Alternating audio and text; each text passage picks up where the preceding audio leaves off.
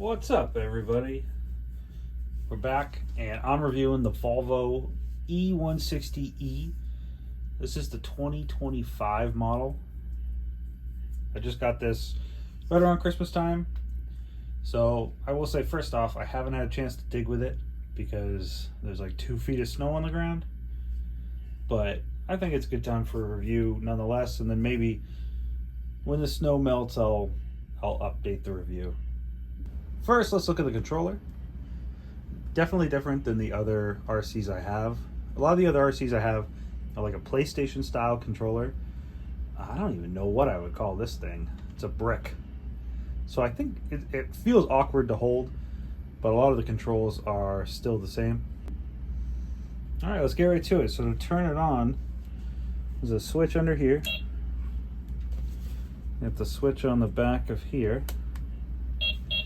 And then you have to hold both ignition keys. Let's kill the sound. That's the horn, but no one cares.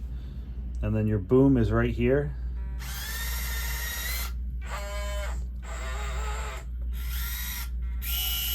And you can rotate. And the tracks are, oddly enough, these kind of dials up here that spring back into place.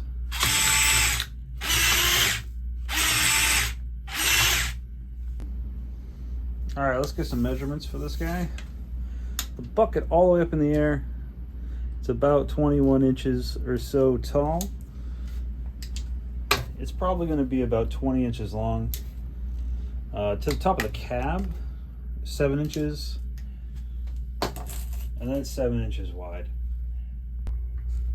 Let's go over the details, starting with the bucket. Now, the bucket is made of metal, so it looks like it's going to be pretty durable. No matter where, oh, it's yelling at me. No matter what kind of terrain I take this in. Going up, the boom is plastic.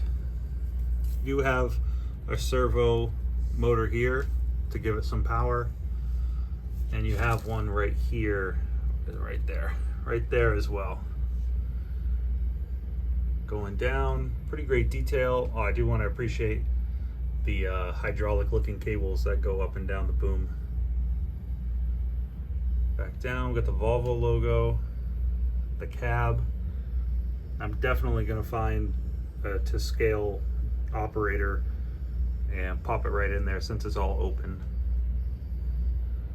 We have rubber tracks, so they're decent enough. Great detail on the side. And then hovering above in the back, you can see it really does pull off the look it's going for.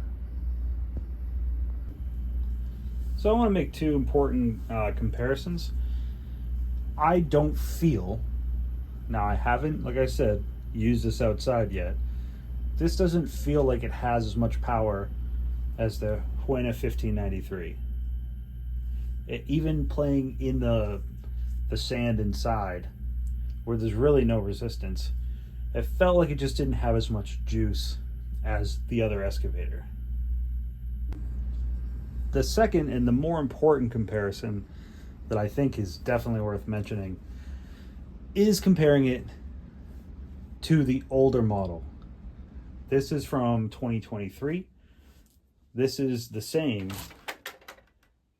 EC160E.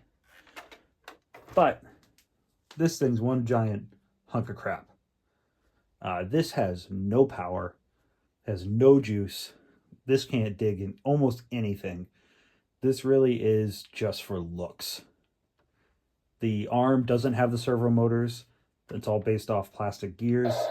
And this can easily trick you on Amazon.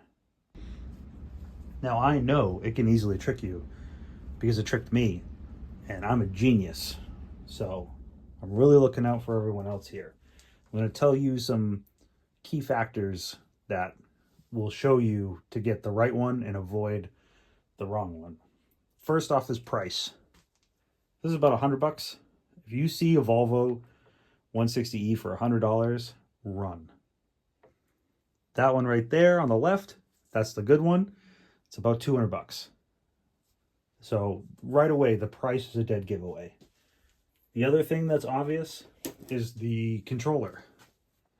If the Volvo has this controller, it's the good one. $200 one is going to have that controller. The cheap one that can't do anything is going to have one of the PlayStation controllers. This thing means it's trash. Also, you'll notice the handrails are orange on the one that is no good. On the one that is decent, they're all yellow. The other thing to look out for, and it's one of the more difficult things because the pictures hide it on purpose. The good one's going to have the servo motors in the arm. And the bad one, they have no motor in here. And it's just for looks. So as you can see, there's no block here to drive the hydraulics. It's just cheap plastic there to trick your eyes. So in conclusion, for 200 bucks, it's a pretty good deal. It's not going to have the power, like I said, of the 1593, but it is a decent middle of the grade, middle of the road hobby excavator that you can do some fun things, it feels like, outside, but you might run into some limitations when it comes to compacted dirt or roots or anything in the way. So you might have to like kind of pre-loosen up the dirt. But yeah, make sure you tune in for other future reviews. I got plenty more RCs to take a look at. And don't forget to comment, like, and subscribe. Peace.